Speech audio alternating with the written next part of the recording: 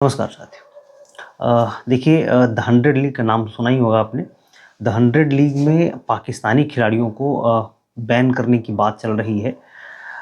देखिए, the 100 league जो है वो ब्रिटेन में काफ़ी चर्चित लीग रहा है और इसके 4 जो ऑनर हैं, वैसे उसमें 8 टीमें हैं, उसमें 4 टीमें जो है वो इंडिया की फ्रेंचाइजी है। एक उसमें आप देखिए कि मैनचेस्टर सुपर जायंट है जो एलएसजी के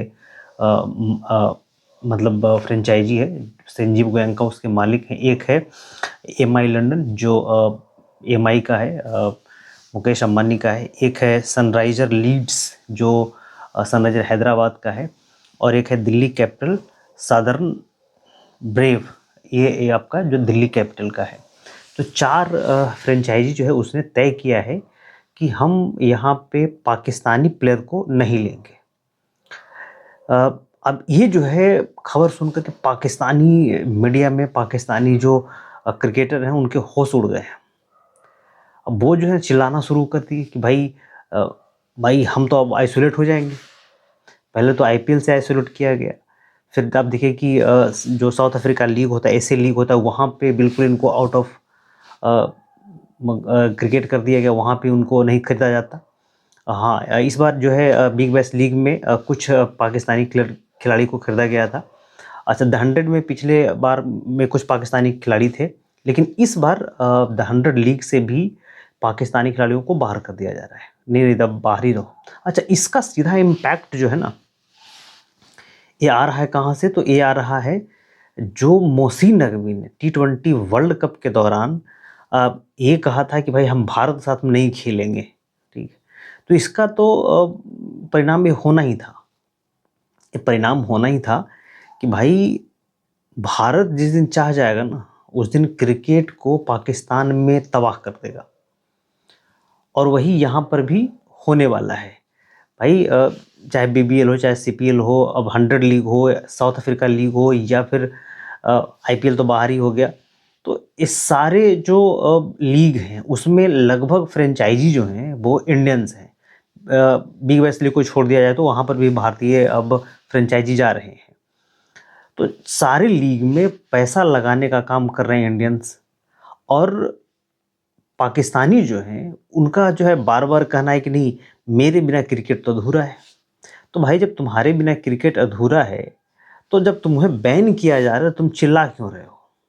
पाकिस्तान के जितने भी मीडिया लोग हैं या फिर पाकिस्तानी क्रिकेटर हैं, वो सब चिल्लाना शुरू कर दिए कि नहीं, नहीं भाई हमको तो बिल्कुल अलग-थलग कर दिया जाएगा। अच्छा, एक तरफ वो कह रहे थे जैसे कि ये T20 वर्ल्ड कप में पाकिस्तान पे जब सैंक्शन लगाने की बात हो रही थी, पाकिस्तान को जब बाहर करने की बात हो रही थी कि नहीं, नहीं पाकिस्तान जो नखरे दिखा रहा था और पाकिस्तान ने कहा था कि हम नहीं खेलेंगे। तो यही पाकिस्तानी मीडिया है, यही पाकिस्तानी एक्स क्रिकेटर हैं जो मतलब कितनी बड़ी-बड़ी बातें कर रहे थे कि भाई इतने हज़ार करोड़ का नुकसान होगा जो है भारतीय क्रिकेट बोर्ड को, आईसीसी को इतने करोड़ का नुकसान हो जाएगा, ये हो जाएगा, वो हो जाएगा, इसलिए पाकिस्तान का खेलना ज़रूरी है। अब जब तुम्हें तमाम लीगों से निकाला जा रहा है, तो अब तुम रो रहे हो कि नहीं, नहीं अब हमें क्यों निकाल रहे हो? हमें क्यों निकाल रहे हो भाई? तो भाई तुम्हारी इतना ही इम्पोर्टेंस है, तो हर जगह तुम्हारी पूछ होती, लेकिन ऐसा तो है नहीं।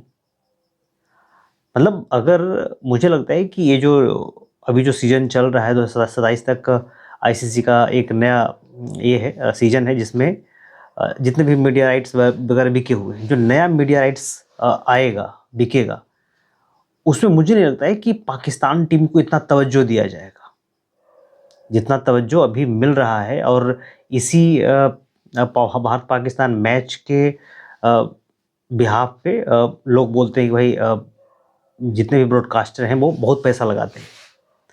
लेकिन जैसा ने मतलब ये तय किया हुआ है कि भाई देखो, आने वाले समय में भारत और पाकिस्तान एक ग्रुप में नहीं होंगे और न होकर के भी हम इससे ज़्यादा बड़े अमाउंट में मीडिया राइट्स बेचेंगे। और वो कर लेंगे भाई, मोटा भाई है, गुजराती भाई है, वो कर लेगा बंदा, ठीक है? उसको बड़ा अच्छा बिज़नेस आता है करना। लेकिन अब पाकिस्तानियों का क्या होगा?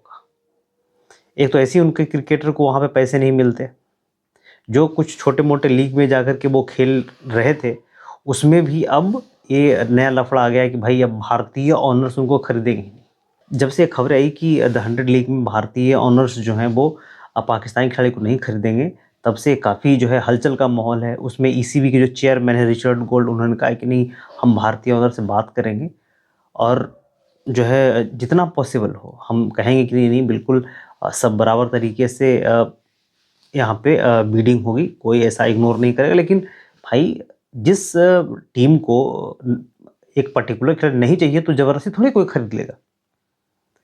मान लीजिए कि अब शाहीन शाह अफरीदी है, अब किसी टीम को नहीं चाहिए, तो नहीं चाहिए तो नहीं चाहिए, ज़बरदस्ती का थोड़ा है कि हम खरीदे करेंगे।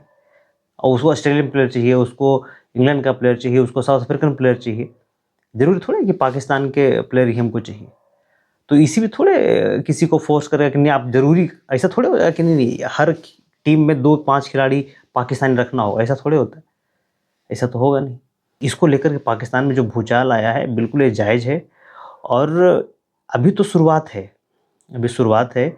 बिल्कुल पाकिस्तानी खिलाड़ी को, पाकिस्तान क्रिकेट बोर्ड को अब एक आइसोलेशन में जाना पड़ सकता है।